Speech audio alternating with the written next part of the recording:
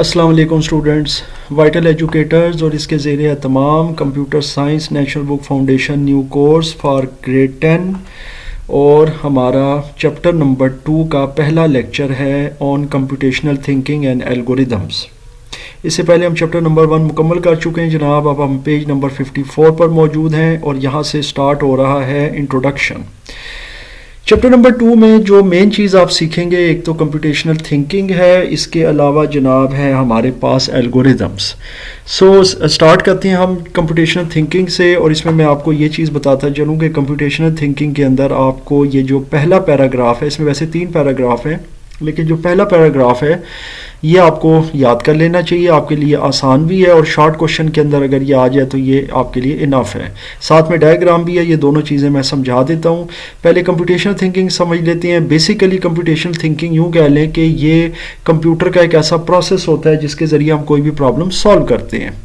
अब इसको समझ भी लेते हैं। Computational thinking is a way of solving problems by using ideas from computer science.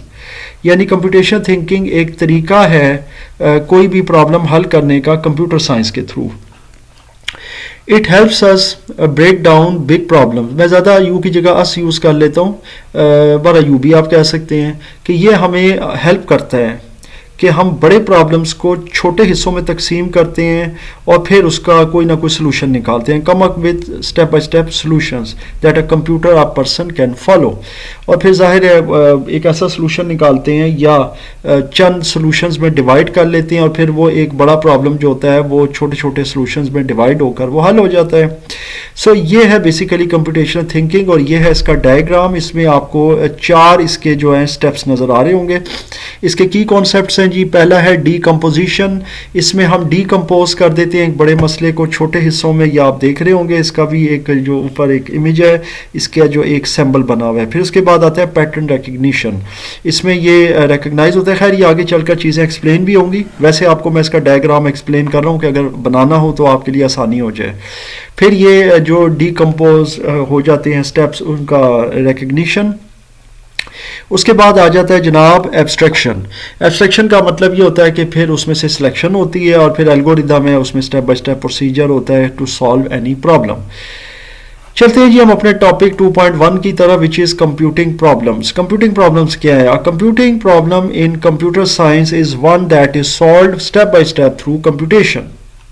एक कंप्यूटिंग प्रॉब्लम कंप्यूटर में एक ऐसा स्टेप बाय स्टेप प्रोसीजर होता है जिसके ज़रिए हम कोई कंप्यूटेशन या हिसाब किताब परफॉर्म करते हैं और कोई प्रॉब्लम सॉल्व करते हैं। किसी भी तरह की कैलकुलेशन यानी एनी काइंड ऑफ कैलकुलेशन जिसमें मैथमेटिकल कैलकुलेशंस भी शामिल होती हैं और लॉजिकल कैलकुलेशंस भी शामिल होती हैं, they are including in computing problem, यानी कि they are included in computing problems.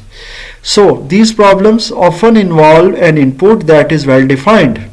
In problems के अंदर याद रखिएगा एक तो इनपुट होती है जो कि वेल डिफाइंड होती है। इसका मतलब होता है अच्छे तरीके से वो वज़ा की होती है, उसका हमें पता होता है और वो बहुत बेहतर अंदाज में कंप्यूटर को जो है वो दी जाती है।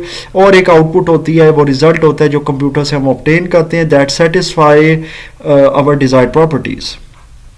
इसकी कुछ एग्जांपल हैं वो समझ लेते हैं। मिसाल के तौर पर यहाँ पर एग्जांपल दिया है, finding the largest number in a list. मिसाल के तौर पर आपके पास एक लिस्ट ऑफ नंबर्स है, रेंज ऑफ वैल्यूज़ है, उसमें से आपने सबसे बड़ा नंबर आपने फाइंड आउट करना है। वो ज़ाहिर 5, 10, 20, 50 नंबर आपको दिए, उसमें से बड़ा नंबर फाइंड आउट करना है। ये भी आपके लॉजिकल कंप्यूटेशन में आ जाएगा। इसी तरह आपने चेक करना है if a number is even और ऑड, कि you are checking whether a number is even और ऑड, तो वो बताएंगे आप कंप्यूटर में। जैसे कि फॉर एग्जांपल 22 है तो कंप्यूटर उसको 2 से डिवाइड करेगा, देखेगा रिमाइंडर आ रहा है 0 तो 2 से डिविजिबल है, अगर 1 आ रहा है तो ऑड है, वो फैसला हो जाएगा। फिर आता है simulating a scientific phenomenon. Scientific phenomenon ये होते हैं मुख्तलिफ, जैसे कोई जहाज़ है, कोई चीज़ बनाई है, कोई ज़ाहिर है कोई डिवाइस है, कोई मिसाइल है, कोई व्हीकल बनाई है, उसकी सिमुलेशन कंप्यूटर पर, यानी कि बजाय इसके कि उसको रियल टाइम और उसको एक बनाकर और फिर उसको चलाकर और देखकर उसको टेस्ट किया जाए, तो उसको कंप्यूटर के ज़रिए चेक कर लिया जाता है, कंप्यूटर के ज़रिए टेस्ट कर लिया जाता है। इसे सिमुलेटिंग कहते हैं, यानी सिमुलेशन कहा जाता है। ये ज़्यादा गेमों में भी आपने सिमुलेशन वगैरह देखेंगे ताकि वो गेम एनवायरनमेंट ही बन जाती है। So some of the computing problem domains are as follows. अब कंप्यूटिंग प्रॉब्लम की कुछ डोमेन्स हैं जो आपको समझ लेनी चाहिए, ये भी आपके एमसीक्यूज़ के हवाले से इंपॉर्टेंट है कि आपको ये इनके नाम याद होने चाहिए, इनकी हेडिंग्स, जैसा कि डिसीजन आपकी जो है ना प्रॉब्लम डोमेन है, फिर सर्च है, फिर इसी तरह काउंटिंग है। तो 3 इसकी बेसिकली डोमेन्स है। इनको समझ भी लेते हैं जनाब। समझने के लिए पहले डिसीजन प्रॉब्लम तो बहुत आसान है, क्योंकि देखें डिसीजन जो होता है ना यानी फैसला, वो बहुत ही सिंपल है समझने के लिए कि उसमें आपके पास कोई एक चॉइस होती है, यस और नो। मिसाल के तौर पर मैंने एक काम करना है, मैंने चाय पीनी है, so I am gonna decide yes और नो, मुझे चाय पीनी है या नहीं पीनी। मतलब कोई भी चीज़ है, मैंने कहीं जाना है तो I am gonna decide whether I am gonna go there और नॉट। सो डिसीजन के अंदर आपके पास कोई एक चॉइस होती है ऐसा नो में से, तो ये आप खुद भी पढ़ लें, ये आसान सी चीज़ है। हम चलते हैं नेक्स्ट जो डोमेन है वो है सर्च प्रॉब्लम। सर्च और काउंटिंग में मैं आपको थोड़ा सा समझा देता हूँ, इसमें ज़रा थोड़ा कन्फ्यूजन होता है बच्चों के लिए। और डिसीजन के अंदर आपको ये डायग्राम जो नज़र आ रहा है ये देख लें आप, सामने बड़ी आसान सी चीज़ है। ये इसके सामने चॉइसेस हैं, इनमें से फैसला करना है भाई मैंने किस पर जाना है। जिस पर जाएगा वो यस हो जाएगा, बाकी के लिए नो हो जाएगा। खैर सर्च प्रॉब्लम में आ जाते हैं। देखें सर्च का ये डायग्राम आपको नजर आ रहा है, इसमें होता ये है कि the solution is made up by having a set of values that satisfy a certain criteria.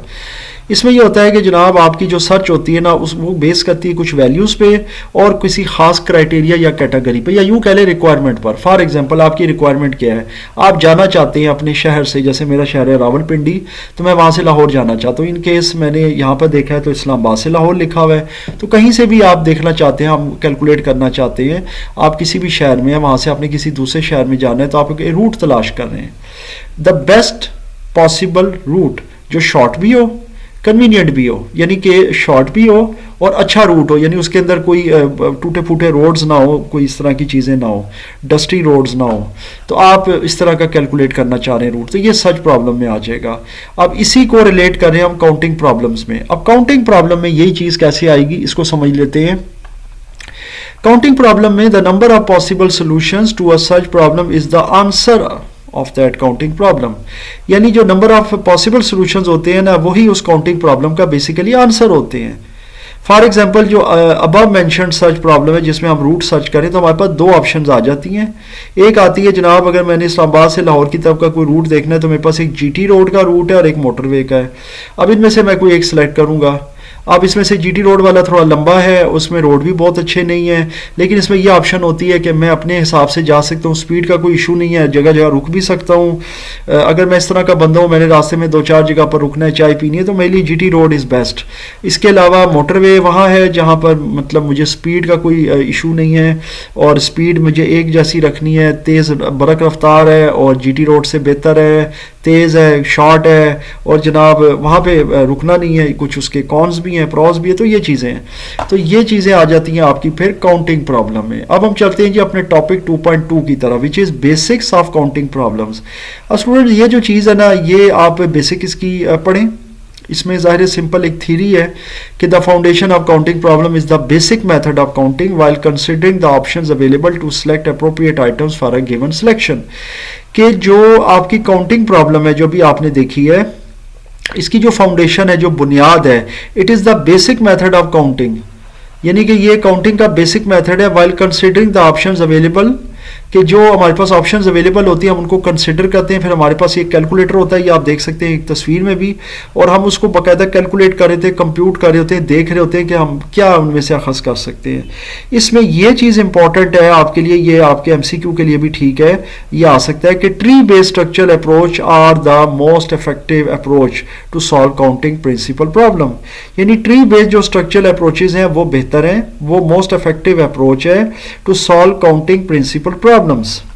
सो ये आ सकता है आपका कि कौन सी अप्रोच बेहतर है, तो वो ट्री बेस्ड है, ठीक है।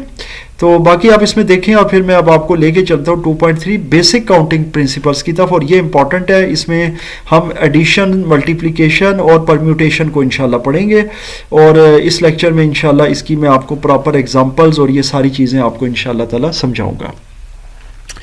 सबसे पहले देखते हैं एडिशन को। एडिशन क्या चीज़ है, देखें बेसिक काउंटिंग प्रिंसिपल्स में जो पहला प्रिंसिपल आता है, जो असूल आता है, वो है एडिशन यानी जमा।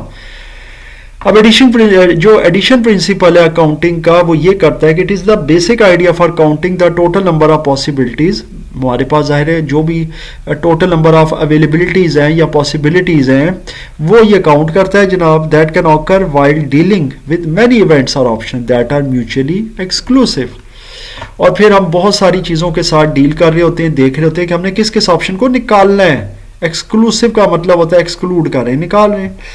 The events that are mutually exclusive are those that cannot occur simultaneously। ये वो आइटम्स होती हैं या वो इवेंट्स होती हैं, एक्सक्लूसिव उनको कहा जाता है, जो इकट्ठे एक साथ नहीं हो सकते, यानी साइमल्टेनियसली नहीं हो सकते, इसीलिए वो एडिशन में आ जाते हैं। यहाँ तक ये डेफिनेशन आपके लिए इंपॉर्टेंट है, यानी कि साइमल्टेनियसली तक। अगर एडिशन के हवाले से आती है तो आप इसका शॉर्ट आंसर बना सकते हैं, क्योंकि एडिशन का ताल्लुक ही उस चीज़ है कि भाई हमने एक ऑप्शन सेलेक्ट कर लेनी है भाई और बाकियों को एक्सक्लूड कर देना है। ये नहीं है कि हम साइमल्टेनियसली 2 को लेके चलेंगे या 3 को। इसकी एक एग्जांपल इसमें दी हुई है, वो मैं आपको बता देता हूँ, अपनी तरफ से भी एक बताऊंगा ताकि बच्चों का ज़रा ज़्यादा अच्छे तरीके से इसकी तैयारी हो जाए।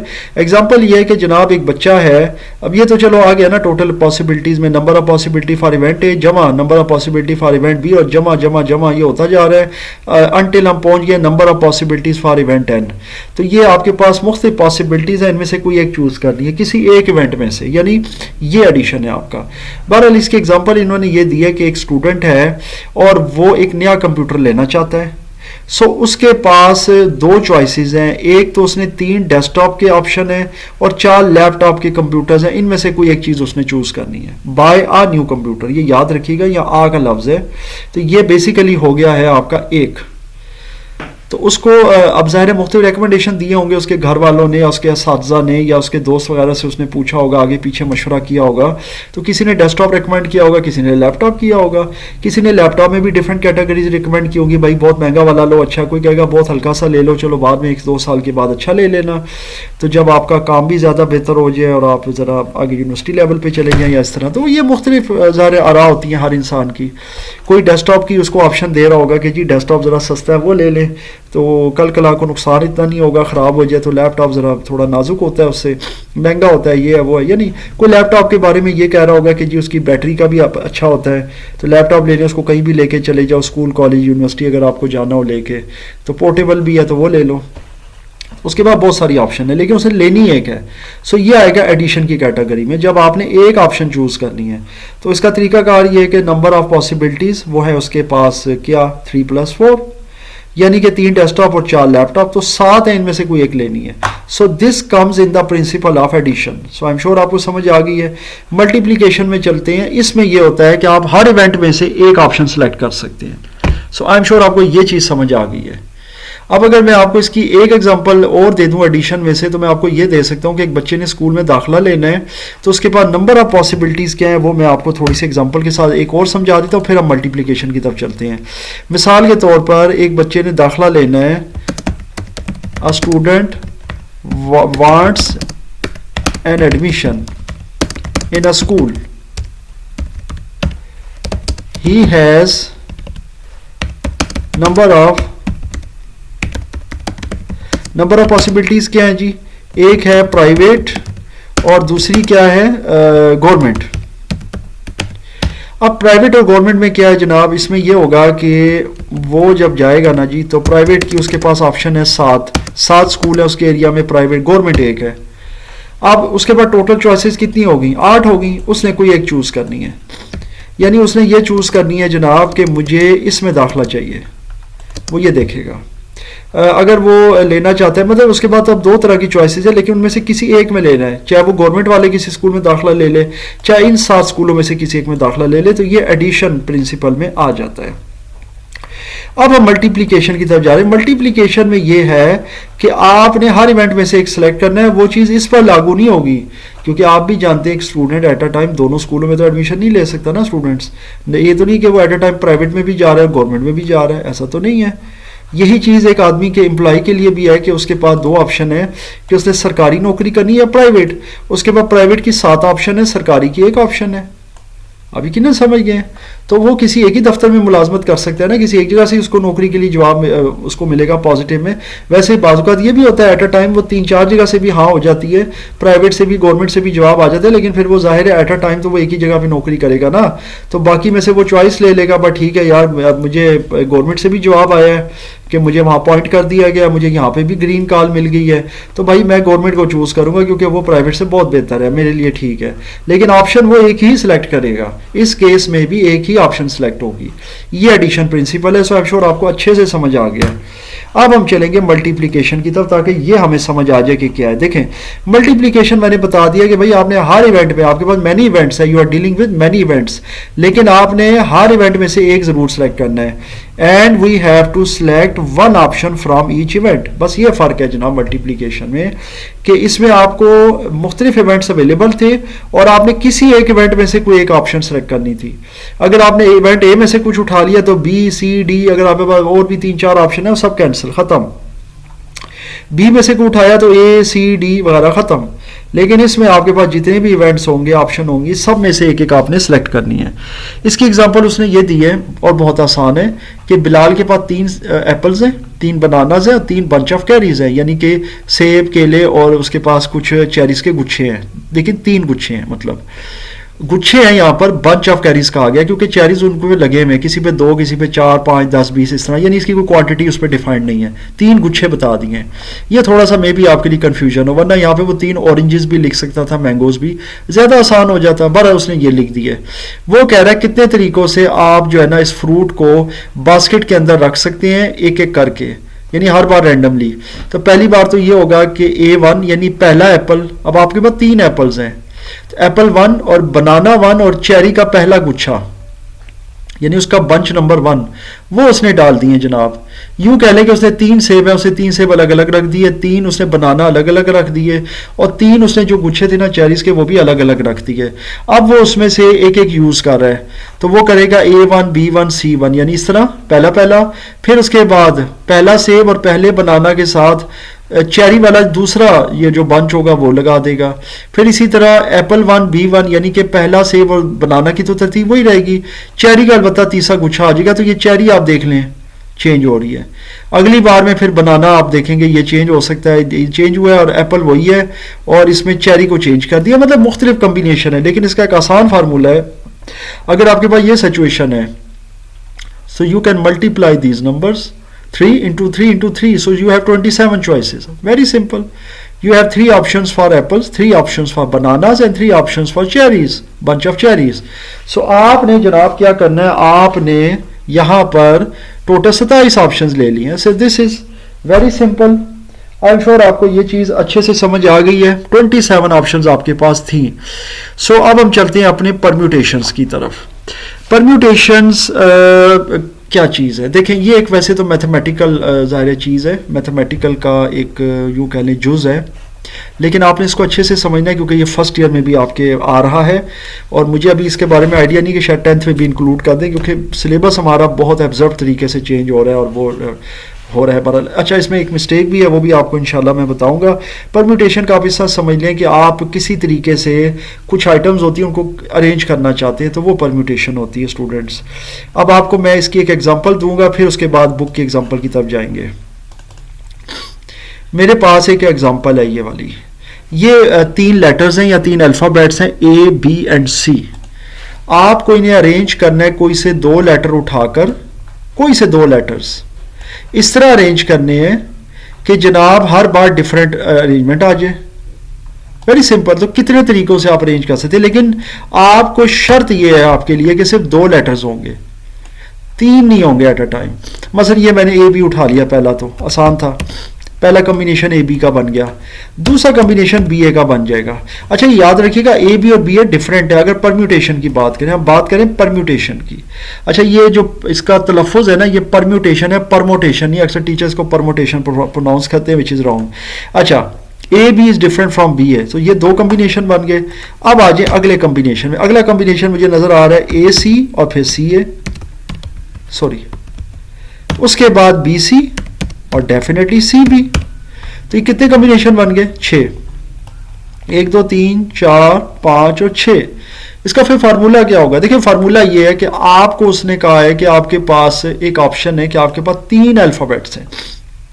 कितने अल्फ़ाबेट्स हैं? 3। तो आप इसमें 2 लाइंस ड्रॉ करेंगे। 2 क्यों करेंगे मैं ये भी बताता हूँ। 2 लाइन इसलिए ड्रॉ करेंगे क्योंकि आपको 2 के कम्बिनेशन को लेके चलना है। 2 एट अ टाइम आप यूज कर सकते हैं। तो 2 लाइंस आपने ड्रॉ करनी है और पहले वाले में मैक्सिमम वैल्यू लिख देनी है 3, because you have maximum choices. 3 choices हैं आपके पास, तीनों में से आपने 2 यूज करनी है। तो उसके बाद 3 के बाद अगला फिगर कौन सा बचा? बस ये ध्यान में रख लें, 2 है, 2 लिख दें। तो 3 मल्टीप्लाई बाय 2 करें तो इक्वल टू 6 कम्बिनेशंस। सो ये परम्यूटेशन का प्रोसेस होता है जिसमें आप नंबर ऑफ कम्बिनेशन मालूम कर रहे होते हैं कितने तरीकों से, द नंबर ऑफ वेज। वैसे कम्बिनेशन तो अभी आएगा आगे टॉपिक, लेकिन ये है कि the number of ways you can arrange specific values. तो ये तरीकाकार बहुत आसान है कि ये पहला जो बॉक्स है ना, इसमें मैंने नंबर ऑफ ऑप्शंस मैंने किए। मेरे पास नंबर ऑफ ऑप्शन 3 है और ये लाइनें मैंने 2 ड्रा इस वजह से की क्योंकि मैं एट अ टाइम सिर्फ 2 का कम्बिनेशन यूज कर सकता हूँ। तो आपने 2 लाइनें लेनी है। ये नंबर ऑफ कम्बिनेशन, अगर यहाँ पे 4 अल्फाबेट होते, लेट सपोज फर्ज करें DV होता और मुझे 3 का कम्बिनेशन लेके चलना था, फिर मैं यहाँ 3 लाइनें बनाता कि मेरे पास 3 की क्या है, फ्लेक्सिबिलिटी है, चॉइस है, और 4 मेरे पास अवेलेबल है। फिर यहाँ 4 लेता मैं और फिर उससे अगला फिगर 3 होता, ये जहन में रखिएगा। फिर उससे अगले वाला फिर 2 होता क्योंकि तीसरी लाइन भी होती ना, क्योंकि मैंने 3 का कम्बिनेशन बना था, फिर तीसरी लाइन भी बनाता, फिर तीसरे वाले में 2 आता। ये डिसेंडिंग ऑर्डर में जाएगा। फिर 4 3 टाइम 12 12 2 टाइम 24 हो जाता। तो ये चीज़ है। अभी बुक के एग्जाम्पल को भी समझ लेंगे। यहाँ आपको ये गोलियों का एक वो पत्ता सा नज़र आ रहा है, टैबलेट्स का ब्लिस्टर जिस तरह होता है। ये बेसिकली क्या चीज़ है ये मैं आपको समझाता हूँ। ये उन्होंने आपको कहा है कि एज्यूम करें। अब ये आपको ऊपर वाली चीज़ यकीनन समझ आ गई है, इसको मैं फिलहाल अभी खाम खानी पढ़ूंगा। बस ये आप समझ लें, आप permutation is a way to arrange items. Assume we have 4 paintings and 3 places on the wall to display. फर्ज कर लेते हैं हमारे पास 4 पेंटिंग्स हैं, ड्राइंग्स हैं, और हमारे पास दीवार में सिर्फ 3 ऐसे स्पॉट्स या जगह हैं जहां पे हम वो लगा सकते हैं। चारों की गुंजाइश नहीं एट अ टाइम, सिर्फ 3 की है। तो कितने तरीकों से हम लगा सकते हैं? बहुत सिंपल है। देखिए अब आपको समझ आ गई है। आपके पास 3 स्पॉट्स है ना वॉल पे, तो 3 लाइंस आपने ड्रॉ करनी है फॉर 3 लोकेशंस। और पहले वाले में जो मैक्सिमम आपके पास चॉइसेस है, 4 पेंटिंग्स हैं तो 4 पुट कर देना है। उसके बाद 4 से नेबरिंग डिजिट अगले में पुट करना है 3, और फिर उससे नेबरिंग डिजिट पुट करना है 2। ये तीनों आपके फिल हो जाएंगे। देखें 3 स्टेप्स के अंदर। यहाँ इन्होंने थोड़ी सी गलती की है, वो ये है कि similarly for the 3rd location we have left with 2 choices, so we will write 2 on the 3rd location. यहाँ पे 3 लिख दिया इन्होंने गलती से, तो ये बेसिकली 2 है जी। ठीक है जनाब, तो ये है 2 ऑन द 3rd लोकेशन।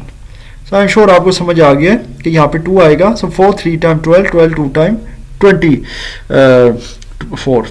तो ये चीज़ आ गई है जनाब। तो सेकंड लोकेशन पे वही 3 आ रहा है, 3rd पे 2 आ रहा है, तो ये परम्यूटेशंस आ जाएंगी। आई एम श्योर आपको यहाँ तक एग्जांपल से ही अच्छे से समझ आ गया। फिर भी अगर कोई क्वेश्चन हो तो आप मुझसे ज़रूर शेयर कीजिएगा।